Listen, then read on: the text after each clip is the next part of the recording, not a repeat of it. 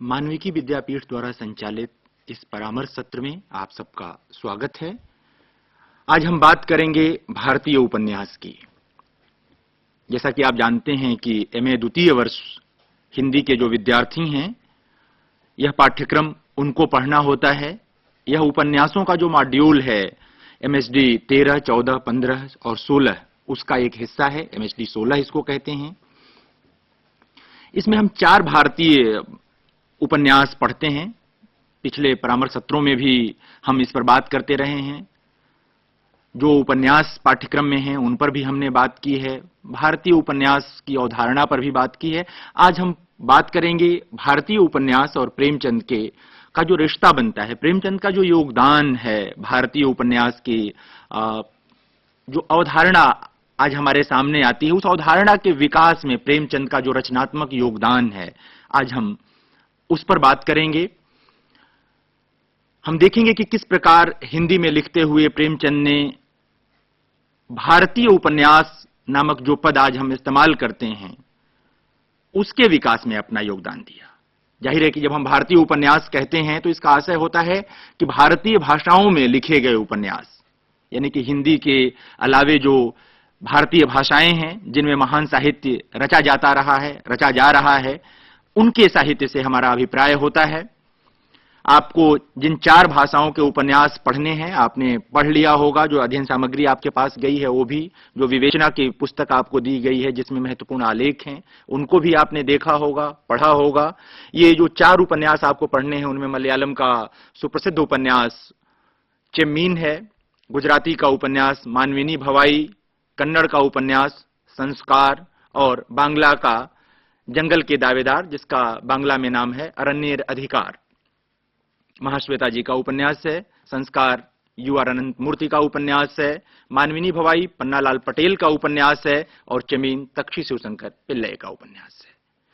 तो इन उपन्यासों से संबंधित जो आप पढ़ रहे हो, यदि कोई समस्या हो तो इस परामर्श सत्र में आप बेझिझक प्रश्न कीजिएगा, हम जवाब देंगे। आज हमारे साथ आपसे बात करने के लिए स्टूडियो में उपस्थित हैं सुप्रसिद्ध आलोचक चिंतक प्रोफेसर अजय तिवारी जी। डॉक्टर साहब आपका स्वागत है।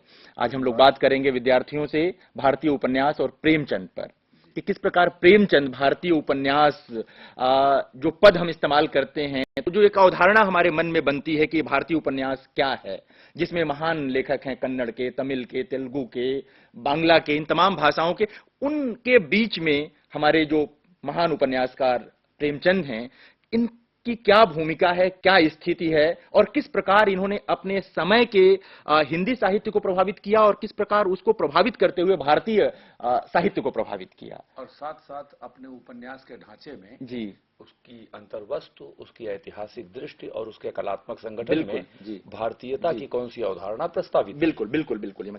तो सबसे पहले हम थोड़ी सी बात करते हैं भारतीय उपन्यास जिसको हम कहते हैं, इसका आरंभ जो है हम जानते हैं कि 19वीं सदी में इसका आरंभ हुआ, बल्कि 19वीं सदी का जो मध्य है, यानी कि 1850 से लेकर के 1860 का जो दशक है, ये दशक महत्वपूर्ण है। इसी में मराठी और बांग्ला में उपन्यास लिखे गए, जिनको हम पहले भारतीय उपन्यास के रूप में अपनी स्मृति में दर्ज करते हैं। बांग्ला का उपन्यास है प्यारेचंद मित्र का अलालेर घरेर दुलाल। यह उपन्यास 1954 में धारावाहिक प्रकाशित होना शुरू हुआ था और 1854 में धारावाहिक प्रकाशित होना शुरू हुआ था और 1858 में यह पुस्तकाकार प्रकाशित हुआ, जबकि 1 वर्ष पूर्व यमुना पर्यटन 1857 में पुस्तकाकार प्रकाशित हो गया। तो विद्वानों के बीच में बहुत दिनों तक, चूंकि वो धारावाहिक प्रकाशन की जो क्या कहेंगे जो तथ्य था वो सामने नहीं था, इसलिए 1857 में यमुना पर्यटन प्रकाशित हुआ, इसलिए बहुत सारे विद्वानों ने उसको पहला भारतीय उपन्यास मान लिया। लेकिन जब यह तथ्य सामने आया कि अलालेर घरेर दुलाल 1854 से प्रकाशित हो रहा था, तो यह साफ हो गया कि पहला भारतीय उपन्यास तो अलालेर घरेर दुलाल ही है। और जाहिर है कि उसके ठीक पीछे मराठी का यह यमुना पर्यटन भी तो ये 2 महत्वपूर्ण उपन्यास हैं। आपको जो पुस्तक पढ़ने के लिए दी गई है उसमें यमुना पर्यटन पर सुप्रसिद्ध आलोचक भोलाभाई पटेल का निबंध है। आप कम से कम उस निबंध के जरिए यह जान सकते हैं कि 19वीं सदी के मध्य में जो उपन्यास लिखे जा रहे थे या उसके बाद जो लिखे गए थे, उनमें किस तरह के विचार काम कर रहे थे, वो कौन से विचार थे जो लेखकों को प्रभावित कर रहे थे लिखने के लिए। जैसे कि यमुना पर्यटन विधवा विवाह पर केंद्रित उपन्यास है, तो ये 19वीं शताब्दी का जो मध्य है, 1850 से 60 का दशक, ये बहुत महत्वपूर्ण है।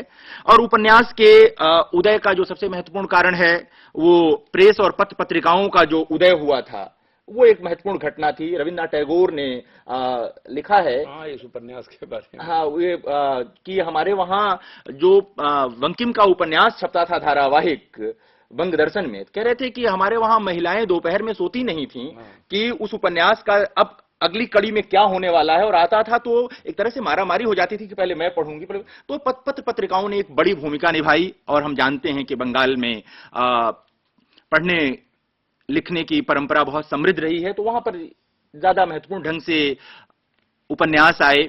बाद में फिर क्रमशः हमारी ओर भी आए, हिंदी में भी आए। हिंदी में जो उपन्यास शब्द आया है, यह बंगला से ही आया है। डॉक्टर साहब तस्दीक करेंगे, बंगला से आया। भूदेव मुखर्जी की जो किताब 1862 में आई थी, उसमें उन्होंने जो किताब का नाम ही रखा था ऐतिहासिक उपन्यास, हिंदी में उसका अनुवाद करेंगे तो उसका नाम होगा ऐतिहासिक उपन्यास। तो जाहिर है कि यह शब्द सबसे पहली बार वहीं आया, और बाद में बंकिम चंद्र ने इस शब्द को बहुत लोकप्रिय बनाया। हम सब जानते हैं कि वो महान भारतीय लेखक हैं, बांग्ला में लिखने वाले। पंडित माधव प्रसाद मिश्र ने सुदर्शन में छपे अपने लेख में भी उपन्यास शब्द का इस्तेमाल किया था, और जाहिर है कि फिर धीरे धीरे यह शब्द हिंदी में चल पड़ा।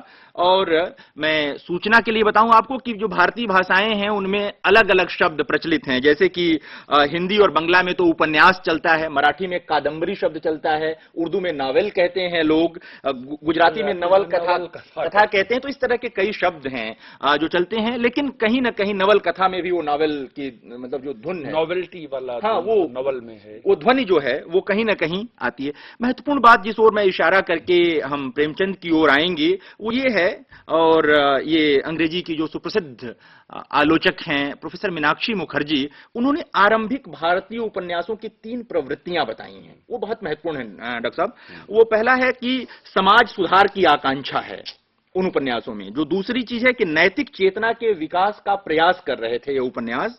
और जो तीसरा है इतिहास और फैंटेसी को मिला के, जी इसमें, हाँ जी बिल्कुल बिल्कुल, उसमें जो, और जो तीसरा है वो भारतीय समाज की वास्तविकताओं के यथार्थ का चित्रण, वो भी रूपकात्मक जी। तो ये जो समाज सुधार का मामला है वो हिंदी के जो परीक्षा गुरु जैसे उपन्यास में हम देख सकते हैं। जो नैतिक चेतना का है, इसके 2 उदाहरण हैं। बंगला में बंकिम चंद्र चट्टोपाध्याय आते हैं जो मिथक के सहारे नैतिक चेतना के विकास का प्रयास करते हैं। हिंदी में देवकीनंदन खत्री आते हैं जो फैंटेसी के माध्यम से इसका विकास करते हैं। तो ये चीजें आती हैं, और जो भारतीय समाज की वास्तविकताओं के यथार्थ चित्रण का है, यहां हम प्रेमचंद से जुड़ेंगे। इसके जो आरंभिक भारतीय लेखक दिखाई देते हैं वो फकीर मोहन सेनापति हैं उड़िया के, जिन्होंने किसान जीवन पर, किसान जीवन के ही वही किसान जीवन रचनाकार हैं, और उन्होंने लगभग आरंभ किया किसान जीवन को कथा साहित्य में लाने का श्रेय तो उन्हें जाता है। और उनके इस काम को बहुत विधिवत ढंग से हिंदी में प्रेमचंद ने बढ़ाया, बिल्कुल उसको वैचारिक आधार दिया, बिल्कुल पुष्ट किया।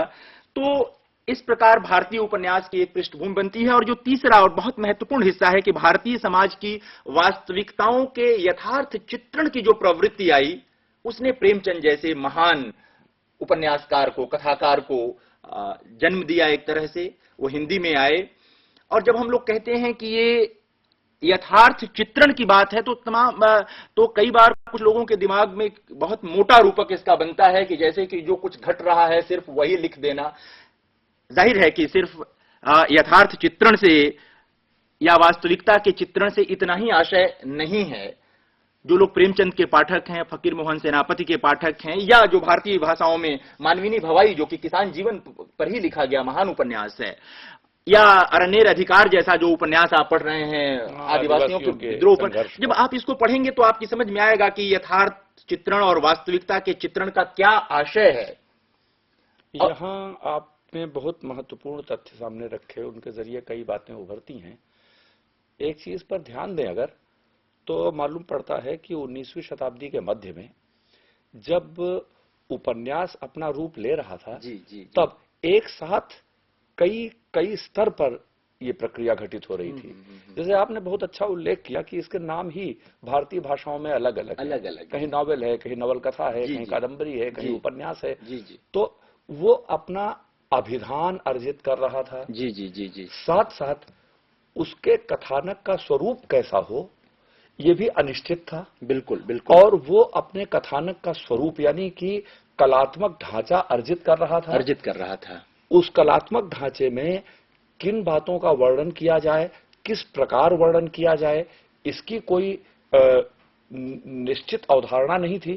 तो वो विषय वस्तु की अवधारणा भी निर्मित कर रहा था और इन सबके साथ साथ औपनिवेशिक समाज में बिल्कुल अपना एक नया पाठक वर्ग भी निर्मित कर रहा ये था। बहुत महत्वपूर्ण तथ्य है तो डॉक्टर इतने साहब। 4 स्तरों पर हम्म। भारतीय उपन्यास विशेष समस्याओं से टकराता हुआ जी जी जी। अपना निर्माण कर रहा है। ये बहुत महत्वपूर्ण है जहां आप कह रहे हैं कि औपनिवेशिक समाज जो ही आता है, यहीं पर जो यूरोप का उपन्यास है और जो भारतीय भाषाओं में लिखा गया उपन्यास है, वहां फर्क आ जाता है। फर्क किया जाता है कि वहां मध्यवर्ग का जो जीवन है, जिस ढंग से यूरोप में वो उपन्यास की विषय वस्तु बनता है, हमारे वहां ठीक उसी ढंग से मध्यवर्ग ही नहीं आता है, क्योंकि हमारे वहां तो ठीक से मध्यवर्ग बना भी नहीं था।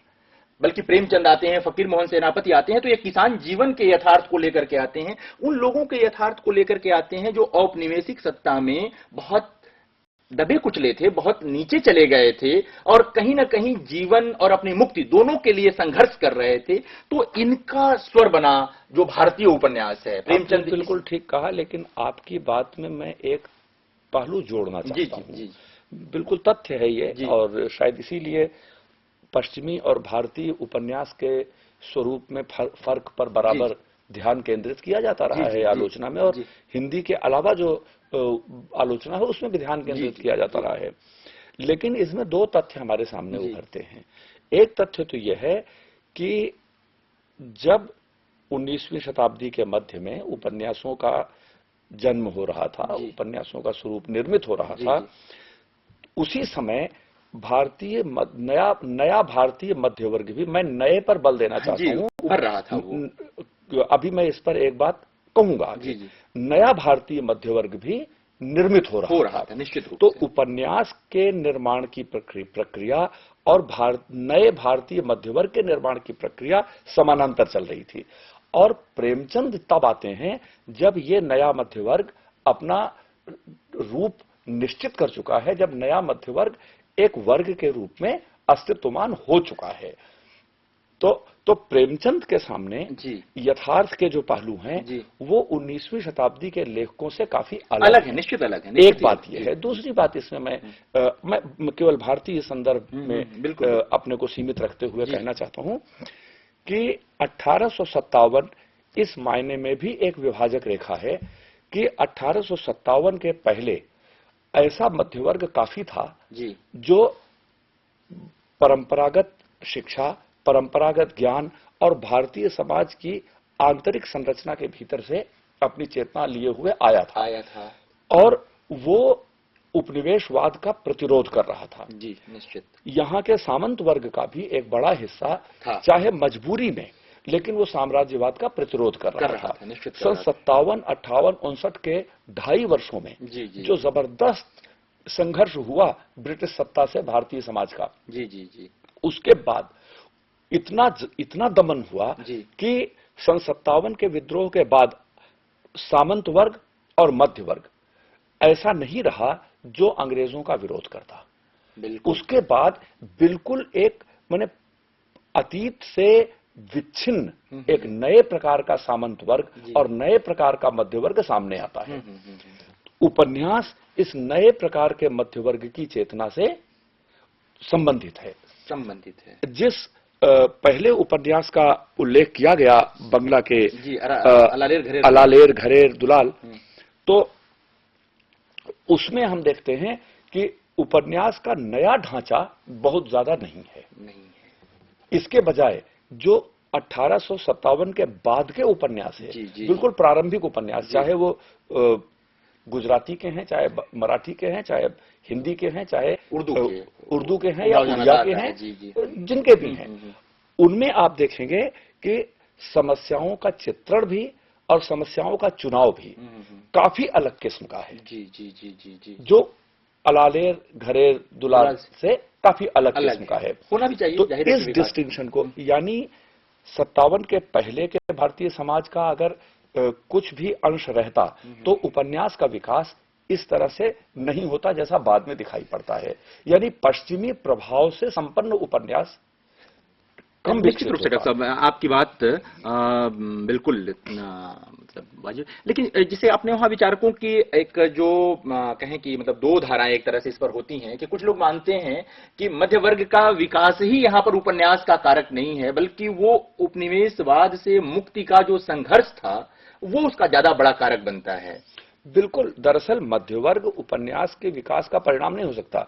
मध्यवर्ग और उपन्यास का विकास समानांतर हो रहा है। ऐसा बाहर भी हुआ है, बाहर ही हुआ, लेकिन यहां भी हुआ है। जी जी जी, अंतर सिर्फ यह है कि सन 57 में जी जी इतना व्यापक नरसंहार हुआ, बिल्कुल, जिसके बाद पुराने ढंग का मध्यवर्ग रहा नहीं। हाँ।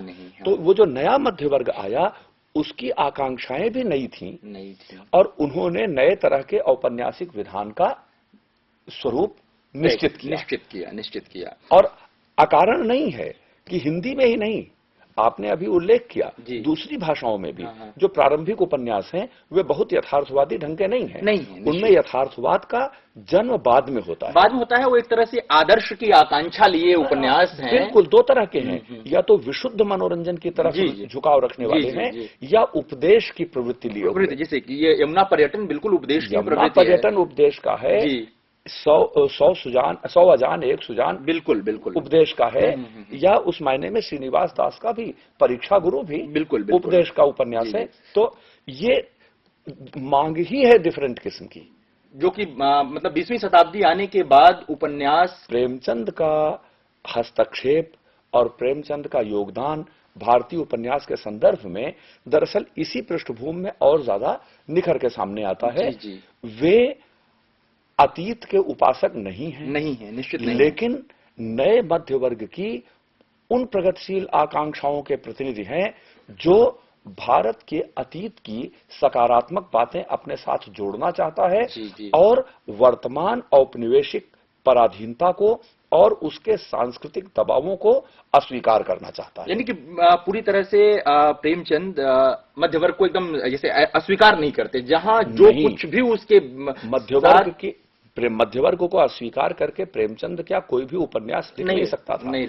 लेकिन ये मध्यवर्ग, प्रेमचंद ने भारतीय यथार्थ को इसी मायने में आत्मसात किया। आपने अभी बहुत ठीक बात कही थी कि प्रेमचंद किसान जीवन को लेकर, और किसान जीवन के इतने बड़े लेखक के रूप में अनेक लेखक हैं, लेकिन इतने बड़े लेखक के रूप में दूसरा कोई नाम भारतीय साहित्य में नहीं दिखाई पड़ता जितना प्रेमचंद का है। निश्चित रूप से। लेकिन उस किसान जीवन के साथ आप प्रेमचंद के प्रारंभिक उपन्यासों को देखें, ये मैं उस पे आना चाहता था। मध्यवर्ग के चितेरे हैं, बल्कि कई बार तो उन पर जो मतलब उर्दू के जो अफसाने और पढ़ चुके थे वो पीछे उसका प्रभाव भी दिखाई देता है। या वरदान जैसे जो उपन्यास है बहुत ही भावुक किस्म के उपन्यास सब सही है, लिखते हैं वो, चाहे जो प्रभाव हो, चाहे उन पे भारतीय किस्सा गोई का प्रभाव हो, मतलब पुराने कथा परंपरा आख्यायिका का प्रभाव हो, चाहे लोक कथा की जो कहान शैली है या जो किस्सा गोई है उसका प्रभाव हो, चाहे पश्चिमी में मतलब वो तो फील्डिंग से भी प्रभावित हैं और वो तो तोल्स्टॉय से प्रभावित हैं। तो वो जितने तरह के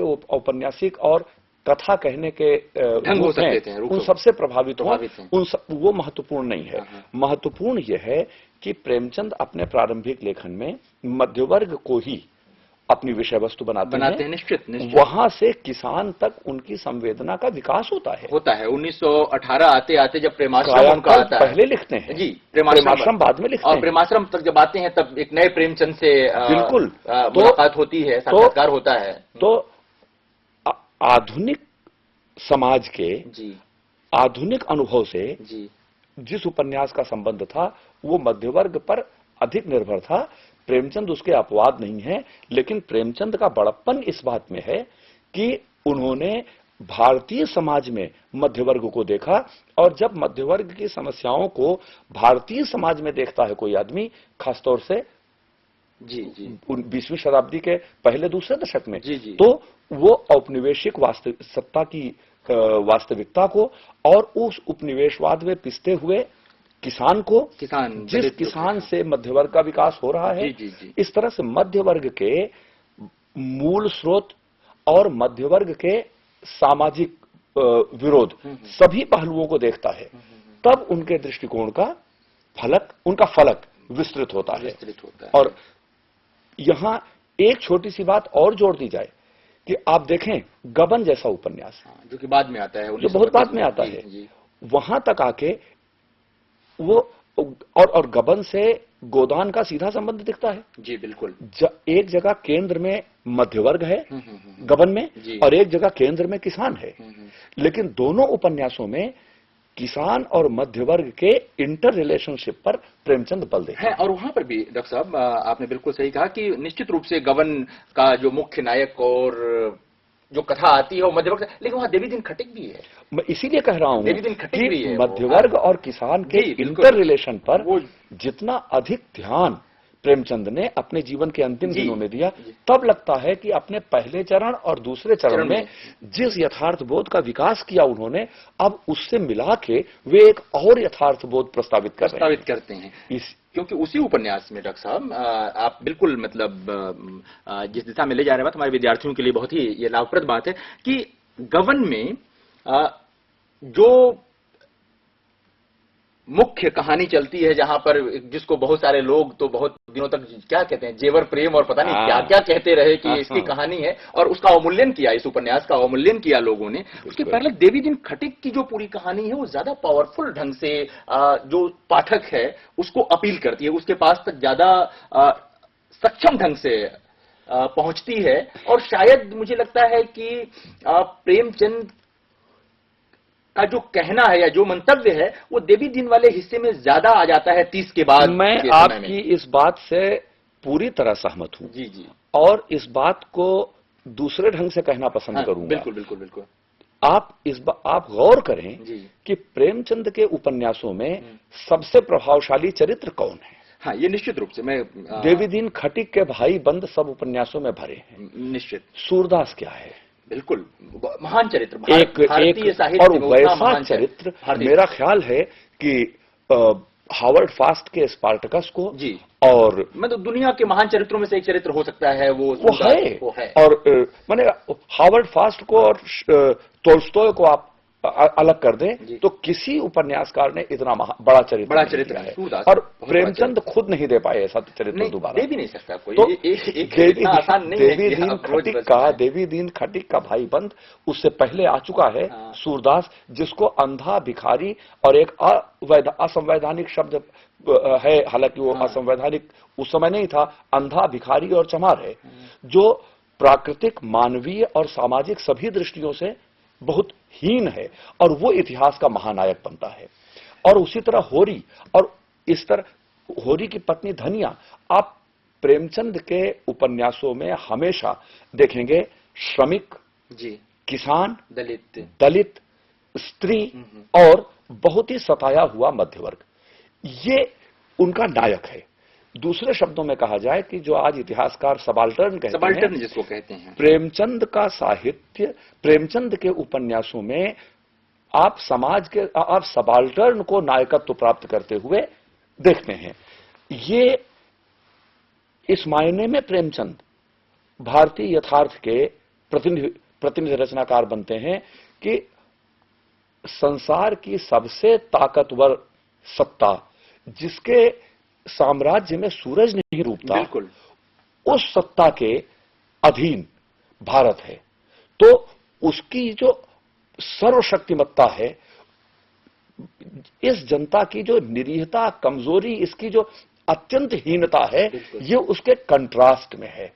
और तब इस जगह से उठ के वो महानायक बनता है, और तब साम्राज्यवाद को, इस अंतर्राष्ट्रीय साम्राज्यवाद को चुनौती देता है। एक व्यक्ति जिसे आप सिर्फ निरीह मान सकते हैं, उस आदमी का इतना आतंक कि जब उसकी मृत्यु हो जाती है उसके बाद भी उसका आतंक मतलब काम करता है। दो रूपों में महेंद्र सिंह जाते हैं उसकी मूर्ति तोड़ने और उसी के नीचे दब के मरते हैं। और जनता इतना प्यार करती है, लिखा है प्रेमचंद ने कि उसका प्रीति भोज हुआ मरने के बाद तो छूत अछूत साथ बैठकर खाना खाते हैं।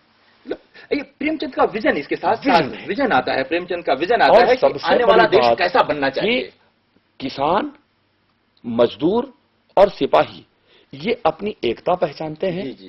और छूत और अछूत भेदभाव भूल के साथ साथ खाना खाते हैं। वो प्रेमचंद का कथन है ना कि हम तो उस राष्ट्रीयता का स्वप्न देखते हैं जिसमें वो कहते हैं कि कोई ब्राह्मण नहीं होगा, कोई कायस्थ नहीं होगा, कोई दलित नहीं होगा, तो बताते हैं सब भारतवासी होंगे या सब।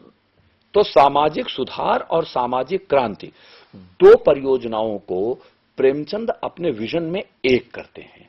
और इससे दरअसल मैं आपसे कहूं, आपकी बात का थोड़ा विस्तार करते हुए कि जितना बड़ा विजन प्रेमचंद की निर्मित करते हैं उसी से उनके उपन्यास में इतना महान नायकत्व जन्म लेता है। आता है, बिल्कुल बिल्कुल। इसके बिना संभव ही नहीं था। सब पंक्तियां आती हैं कि तुम्ही से हार हार कर जीतना सीखेंगे, थोड़ा मतलब दम भर आराम, मतलब इस तरह के वाक्य मतलब जो आते हैं, मुझे लगता है कि ये दुर्लभ वाक्य हैं। और इस निश्चित रूप से सूरदास भारतीय साहित्य का तो निसंदेह मुझे लगता है अन्यतम पात्र और इसमें आप अगर अनुमति दें तो मैं एक बात और जोड़ना चाहता हूं। मैंने प्रेमचंद को हम इस विकास की प्रक्रिया में जब देखना शुरू करते हैं तो आप देखें कि सेवा सदन में पारिवारिक संबंध की विषमता है जिसके कारण सुमन वेश्या बनती है। बहुत बहुत महान, इस दृष्टि से डॉक्टर साहब बहुत महान उपन्यास है। गोदान में आर्थिक संबंध की विषमता है। निश्चित। प्रेमचंद की ताकत यह है कि एक जगह पारिवारिक संबंध की विषमता पर ध्यान केंद्रित करते हैं और विषमता के आर्थिक स्रोत तक पहुंचते हैं। एक जगह आर्थिक संबंध की विषमता पर ध्यान केंद्रित करते हैं, उसके सामाजिक परिणामों तक पहुंचते हैं। ये उनके विजन का द्वंद्वात्मक रूप है। दूसरी तरफ आप देखें कि यथार्थ की प्रवाहमानता को आपने अभी कुछ देर पहले कहा था ना कि यथार्थ केवल जो सतह पर दिखता है वो नहीं है, वही नहीं है। तो प्रेमचंद इस बात के अकाट्य प्रमाण है। उस प्रवाहमानता को कैसे देखते हैं? रंगभूमि में उद्योग लग रहे हैं, गांव उजड़ रहे हैं। गोदान में मजदूर हड़तालें कर रहे हैं और गांव और शहर के लोग एक दूसरे के पास आ रहे हैं, जा रहे हैं। मेहता गांव जाता है, गोबर शहर जाता है। और इस तरह एक नया भाईचारा गांव और शहर के बीच में जो नया रिश्ता विकसित हो रहा है उसको पहचान रहे हैं। जहां गांव उजड़ रहे थे वहां से हड़तालें हो रही थी, वहां तक मतलब एक किसान जीवन और एक औद्योगिक संस्कृति, कैसा कितना बड़ा दायरा प्रेमचंद के साहित्य में। एक साथ प्रेमचंद पूंजीवाद के आगमन की आहट भी पहचानते हैं, उससे बन रहे और बदल रहे रिश्तों को भी पहचानते हैं और उसकी महाजनी परिणतियों को भी सामने रखते हैं। इस तरह से प्रेमचंद मतलब एक लेखक और उसके लेखन के कितने मतलब पक्ष हो सकते हैं, उसकी दृष्टि के कितने पक्ष हो सकते हैं कि वो सिर्फ मतलब कथा लिख करके मनोरंजन करके या छोटे मोटे यथार्थ दिखाकर नहीं जाना चाहता है। वो अपने पूरे समय को और बल्कि आने वाले समय की आहट को भी ठीक ढंग से कथात्मक परिणत तक ले जाता है। कथात्मक परिणत तक ले जाता है। दूसरी बात इसमें एक और कही जानी चाहिए कि अक्सर भारतीय उपन्यास की बात करते समय हम लोग किसी न किसी मिथ्या धारणा से ग्रस्त हो जाते हैं। हिंदी आलोचना में आपने भारतीय उपन्यास की चर्चा पिछले 25 साल में 20 साल में बहुत सुनी है। जी बिल्कुल। और अक्सर अब मैं अगर याद करता हूं तो पाता हूं कि लैटिन अमेरिकी उपन्यासों की चर्चा छिड़ने के बाद से, खास तौर से उसके जादुई यथार्थवाद का रूप सामने आने के बाद से सहसा उपन्यास की भारतीयता और भारतीय उपन्यास की समस्या हिंदी के विचारकों को भी चिंतित करने लगी है। लेकिन यहां गौर करना चाहिए कि जादुई यथार्थवाद केवल टेक्निक नहीं थी मार्केज वगैरह के लिए। जिस लैटिन अमेरिका में ईसाई पादरी और कम्युनिस्ट गुरिल्ला एक साथ हथियार लेके साम्राज्यवाद से लड़ते हैं, वहां जादुई यथार्थवाद के लिए जमीन है। एक जो बिल्कुल मतलब क्या कहेंगे, ऐसा यथार्थ जो सुनने में असंगत सा लगता है, ऐसा यथार्थ और असंभव लगता है, वो यथार्थ जब आएगा तो जाहिर है कि एक नया शिल्प ढूंढना ही होगा लेखक। तो उस यथार्थ को व्यक्त करने के लिए जो शिल्प आया वो जादू यथार्थवाद का शिल्प था। ढूंढना पड़ेगा। इसलिए शिल्प उनकी ऐतिहासिक वास्तविकताओं का परिणाम था।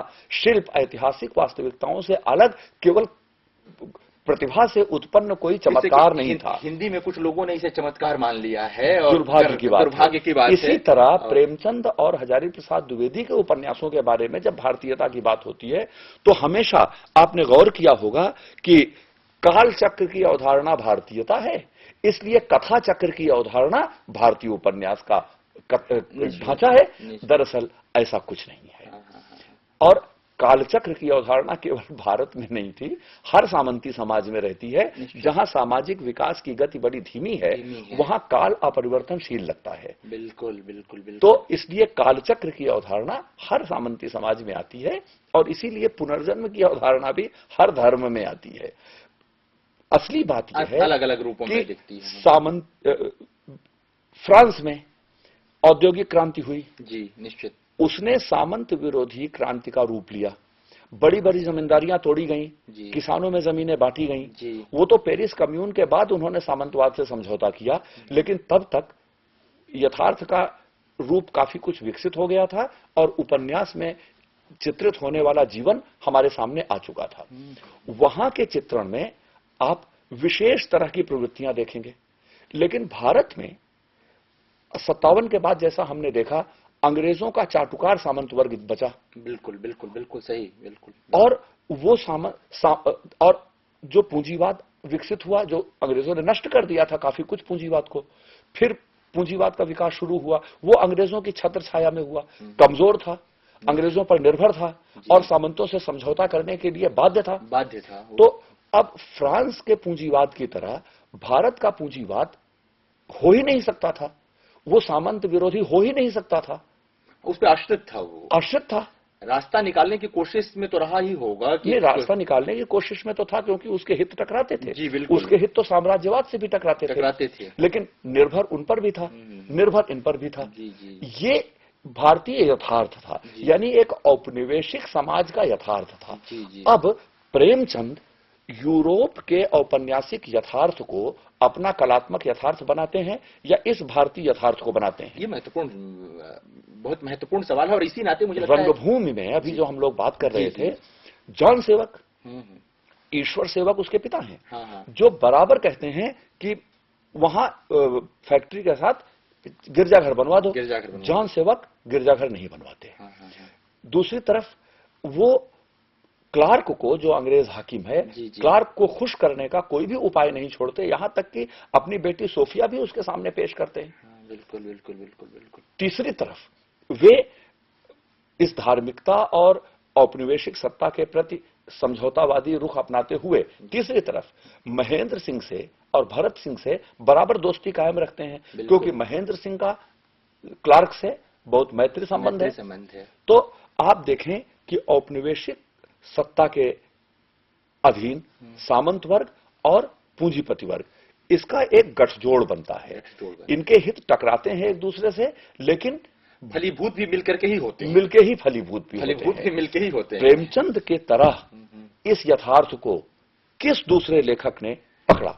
ये तो उपन्यास की भारतीयता दरअसल यथार्थ क्या है? यथार्थ संबंधों की गतिमान प्रक्रिया से निर्मित ढांचा है। बिल्कुल बिल्कुल बिल्कुल। उस गतिमान प्रक्रिया के ढांचे को जब कथानक का रूप देते हैं तब उपन्यास पैदा होता है।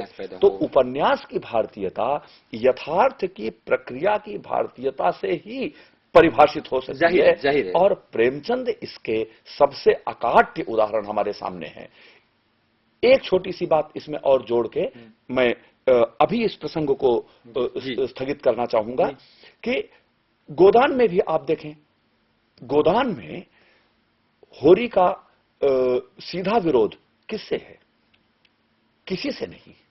सीधा विरोध देखिए तो माता दीन से है। मतलब वो जो सीधा विरोध दिखता है, दरअसल वो विरोध है नहीं। एग्जैक्टली मैं कह रहा हूं, सीधा विरोध माता दीन से है, जो उसके कर्जदाता हैं उससे सूद लेते हैं और उसके पुरोहित भी हैं, उसकी जमीन धीरे धीरे हड़प लेते हैं। वो जमींदार भी हैं, पुरोहित भी हैं और महाजन भी हैं। सीधा विरोध उनसे है। लेकिन उस विरोध के सूत्र कहां जुड़े हैं? एक तरफ राय अमरपाल सिंह से और दूसरी तरफ खन्ना से और जिसके लिए खन्ना कहते हैं कि आज विश्व का शासन सूत्र बैंकपतियों के हाथ में है। बिल्कुल, बिल्कुल। तो झिंगुरी साह से लेके और विश्व के शासन सूत्र को संभालने वाले बैंकपतियों तक एक महाजनी ताना बाना है। प्रेमचंद जिस बात को देखते हैं, सीधे कोई दुश्मन नहीं है होरी का, लेकिन होरी के दुश्मन इतने जबरदस्त हैं। आज हम विश्व बैंक की बात करते हैं, प्रेमचंद ये बात कहां इशारा करके छोड़ गए? 1936 में कर रहे हैं। दूसरी तरफ इन बैंकपतियों के साथ भारत के ही नहीं दुनिया भर के सामंतों का गठबंधन हो गया है। बिल्कुल, बिल्कुल। और आज हम ये देखते हैं, खुद अमरपाल सिंह एक तरफ राष्ट्रीय आंदोलन में सहायता करते हैं, चंदा देते हैं, जेल हुआ है। बिल्कुल, बिल्कुल। और दूसरी तरफ अंग्रेजों से नजराने और डालियों का संबंध रखते हैं। तीसरी तरफ ये राष्ट्रवाद का जो छद्म है। तीसरी तरफ खन्ना के मिल में शेयर होल्डर हैं, बैंक में शेयर होल्डर हैं। बिल्कुल, बिल्कुल, बिल्कुल। आप देखें कि अंतरराष्ट्रीय बैंकपति, देशी पूंजीपति, पुराने ढंग के सामंत जो चोला बदल रहे हैं, इन सब के बीच एक अंतरराष्ट्रीय ताना बाना उभर रहा है जो रंगभूमि में नहीं था।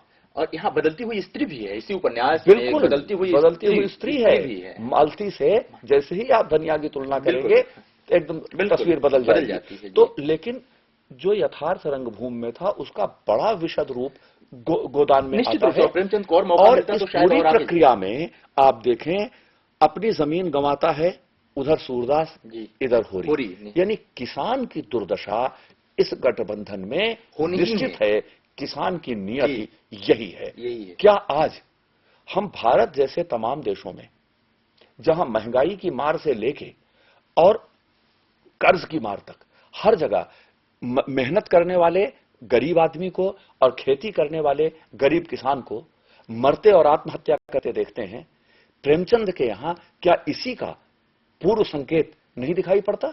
निश्चित दिखाई पड़ता है। और दुर्भाग्य की बात यह है कि 36 में प्रेमचंद ने यथार्थ के जिस रूप की संभावना पहचान ली थी, तब से आज तक हम 80 साल बाद भी उसके आगे के यथार्थ को देखने और चित्रित करने वाला दूसरा कोई उल्लेखनीय रचनाकार नहीं पाते।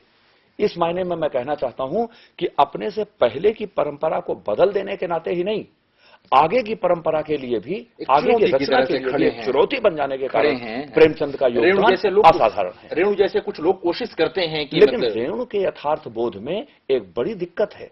रेणु किसान की यातना और किसान के जीवन की मार्मिकता को बहुत समर्थ तरीके से चित्रित करते हैं, लेकिन किसान के शत्रुओं की पहचान उस तरह नहीं है, बिल्कुल धुंधली है। और उस पहचान के साथ प्रेमचंद से आगे का यथार्थ आना चाहिए, निश्चित। उनके यहाँ बैंकपति हैं, हाँ, जमींदार भी हैं, तो या तो हृदय परिवर्तन हो जाता है या सामाजिक विकास के सूत्रधार बन जाते हैं, जैसे परती पर कथा में जितन बाबू। प्रेमचंद के बारे में हम लोग जब जिस प्रेमाश्रम का जिक्र कर रहे थे, 1918 का उपन्यास है, बोल्शेविक क्रांति का जिक्र आता है, तो बोल्शेविक क्रांति की गूंज उसमें सुनाई देती है। बुल्गारिया में जो विद्रोह था किसानों का, उसका जिक्र करता है नायक। यानी कि प्रेमचंद अपने समय में दुनिया भर में जो प्रगतिशील घटनाएं हो रही थी, जनवादी घटनाएं हो रही थी, उन पर निगाह रख रहे थे और उनसे जोड़ रहे थे कहीं ना कहीं अपने देश के यथार्थ को, उसके बदलाव को कहीं ना कहीं उसके आलोक में देखना और समझना और पढ़ना चाहते थे, दिखाना भी चाहते थे। तो निश्चित रूप से यहां एक छोटी सी बात और जोड़कर इस प्रसंग का पटाक्षेप किया जा सकता है कि हम लोग प्रेमचंद के कलात्मक ढांचे से यथार्थ के संक्रमणशील ढांचे का सूत्र तो पहचान रहे हैं, जी, लेकिन प्रेमचंद के चित्रण की दो बड़ी विशेषताएं और हैं। जी। एक विशेषता यह है कि प्रेमचंद यथार्थ से मानवीय पक्ष को अलग करके नहीं देखते, बिल्कुल नहीं करते। और इसलिए हम देखते हैं कि जैसे किसी उपन्यास को लें, उसमें संस्कृतियों की विविधता, पारिवारिक जीवन की विविधता और साथ साथ विचारधारात्मक प्रवृत्तियों की विविधता जबरदस्त रूप में प्रतिबिंबित होती है। और इसी मायने में उनका यथार्थवाद जड़ नहीं है, यांत्रिक नहीं है किसी उपन्यास। और इसीलिए वो आज तक एक चुनौती की तरह सामने है, उसकी प्रासंगिकता भी है और कहीं ना कहीं वो नए से नए पाठक को भी प्रभावित करता है। और जिसका हम जिक्र कर रहे थे कि भारतीय उपन्यास जिस पद का हम इस्तेमाल करते हैं और ये बात करते हैं कि भारतीय उपन्यास जो एक शक्ल लेता है, भारतीय भाषाओं का उपन्यास जो एक शक्ल लेता है और दुनिया की अन्य भाषाओं के सामने जाता है, तो उसमें प्रेमचंद जैसे बड़े लेखक हमारे सामने होते हैं जो आज से 70-80 साल पहले उन चीजों को देख रहे थे। सिर्फ कथात्मक परिणति में नहीं, वैचारिक जो उसकी दृष्टि हो सकती थी, जो वैचारिक फलक हो सकता था, उस फलक में वो आने वाले पूंजीवाद को देख रहे थे, आने वाले समय में बदलते स्त्री जीवन को देख रहे थे, आने वाले समय में किसान की और दुर्दशा। आज हम लगातार आत्महत्या देख रहे हैं। बहुत अच्छा संकेत किया। एक वाक्य में कहा जाए कि प्रेमचंद के उपन्यास साहित्य को देखें तो आज के जीवन के जो 3 निर्णायक जनतांत्रिक प्रश्न हैं वे हमें उनके यहां से ही निकलते हुए दिखते हैं, दलित, स्त्री और अल्पसंख्यक। मतलब वो जो एक नायिका है उनकी कहानी की, जो सवाल करती है कि जब तुम सुराज की बात करते हो तो तुम्हारे मन में क्या होता है, क्या बात, तुम भी बड़ी बड़ी गाड़ियों में चलोगे, ऊंची ऊंची मतलब तनख्वाह उठाओगे, या जाहिर है कि प्रेमचंद, और ये सवाल एक आम मतलब एक श्रमिक तबके की स्त्री करती है, देवी दिन खटी के ही सवाल करता है। बिल्कुल। और इसके ठीक पहले भगत सिंह इस तरह का सवाल कर रहे थे। तो ये प्रेमचंद की निगाह मतलब सिर्फ कला में ही सीमित नहीं है, एक जो बड़ा राजनीतिक सवाल था उनके समय का, जो आने वाले समय का भी बड़ा राजनीतिक सवाल बनना ही था और वो आज भी बना हुआ है। और निश्चित रूप से प्रेमचंद जिस सुराज का स्वप्न देख रहे थे, वो सुराज तो कम से कम प्रेमचंद को तो नहीं मिला, प्रेमचंद के पाठकों को भी नहीं मिला, वरना किसान आत्महत्याएं नहीं करते। लगातार जो किसानों के बारे में हम सुनते हैं, उनकी दुर्दशा के बारे में सुनते हैं, तो कहीं ना कहीं प्रेमचंद, फकीर मोहन सेनापति या इनकी तरह के, या पन्नालाल पटेल जैसे जो बड़े लेखक हैं जिन्होंने लगातार श्रमिकों, किसानों, दलितों और स्त्रियों के बारे में लिखा, उनके स्वप्नों को आकार दिया अपनी कहानियों में, अपने उपन्यासों में, वो याद आते हैं। और इसी नाते प्रेमचंद भारतीय उपन्यासकार के रूप में, एक अग्रणी उपन्यासकार के रूप में अपने पाठकों के सामने आते हैं, दुनिया की तमाम भाषाओं के पाठकों के सामने आते हैं जो भारतीय साहित्य पढ़ना चाहते हैं, जो हिंदी साहित्य पढ़ना चाहते हैं। आज के परामर्श सत्र में इतना ही। अगले परामर्श सत्र में हम फिर बात करेंगे भारतीय उपन्यास से संबंधित कुछ अन्य प्रश्नों पर, कुछ अन्य समस्याओं पर। तब तक के लिए धन्यवाद।